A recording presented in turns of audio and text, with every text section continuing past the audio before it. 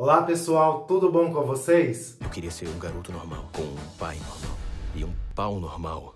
Outro dia, passando pelo perfil da Vera Ronzella no Instagram, onde eu me deparei com um quadro que ela tem chamado Tela Queer, onde ela indica filmes, séries, enfim, coisas do mundo LGBTQIA+, ela indicava um documentário da Netflix, o Disclosure, ou Revelação, traduzindo para o português, que é um documentário que traz atores e atrizes falando da representatividade trans no mundo da TV e do cinema. E num determinado momento, a atriz Laverne Cox, que a gente conhece muito pelo seriado Orange is the New Black, meu inglês não é dos melhores, tá? Ela diz que uma grande parcela da população não conhece as vivências trans, que o conhecimento que as pessoas têm é apenas baseado no que a mídia e a cultura pop propagam. E a arte, por muitas vezes, ela pode construir estereótipos e também destruí-los. E a gente sabe que, durante muito tempo, personagens gays masculinos eram sempre retratados de forma estereotipada. E muitas vezes também como caçadores, no sentido que os personagens gays viam muitas vezes os personagens héteros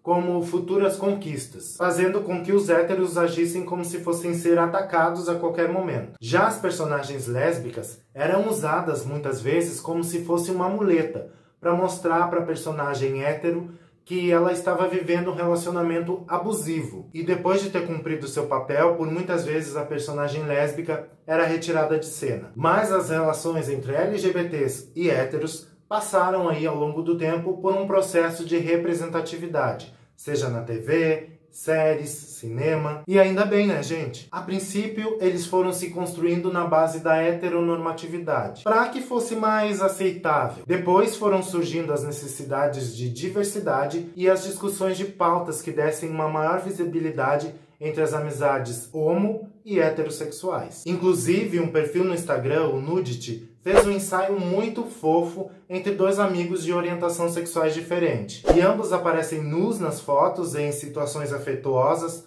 mostrando que é possível sim haver amizade entre homo e hétero, sem que exista interesse sexual entre ambos. Inclusive, eu fiz lá no meu Instagram uma enquete. Se você não me segue lá, então começa a me seguir, participa das enquetes, das perguntas, deixa like nas minhas fotos, já garante o meu biscoito semanal, hein? E eu fiz algumas perguntas nessa enquete, como por exemplo, é possível existir amizade entre um homem gay e um homem hétero?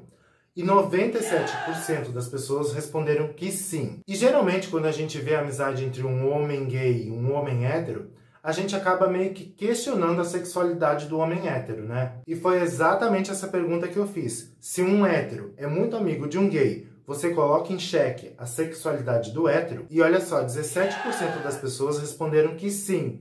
E 83% responderam que não. Eu confesso para vocês que muitas vezes eu já coloquei em xeque sim. Quando eu vejo que um hétero é muito amigo de um gay, a gente acaba falando coisa que não deve, né? E outra pergunta que eu fiz foi a seguinte: quando você é LGBT, tem um amigo hétero, consegue agir naturalmente com ele?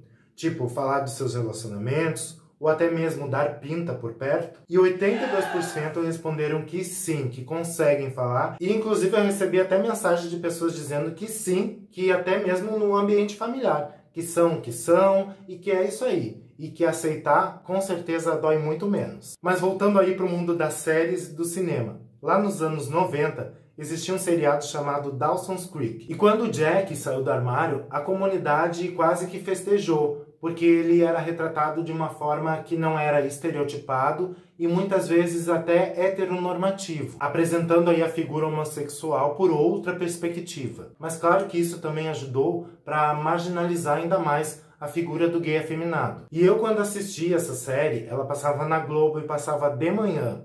Eu adorava aquele personagem porque eu me sentia representado ali, porque era um personagem diferente de tudo que eu via, de todos aqueles personagens caricatos que eu via no programa do Jô, do Chico, do Zorra Total. Era um personagem diferente, com sentimentos que inclusive eu estava vivenciando na época. E naquela época teve várias reclamações dos telespectadores pedindo para tirar o seriado do ar, né, porque ele passava de manhã, e isso não podia, enfim. E eu lembro que eles tiraram o seriado e colocaram os Simpsons no lugar. E eu fiquei muito triste. Acho que é por isso que até hoje eu detesto os Simpsons. Oh, ok.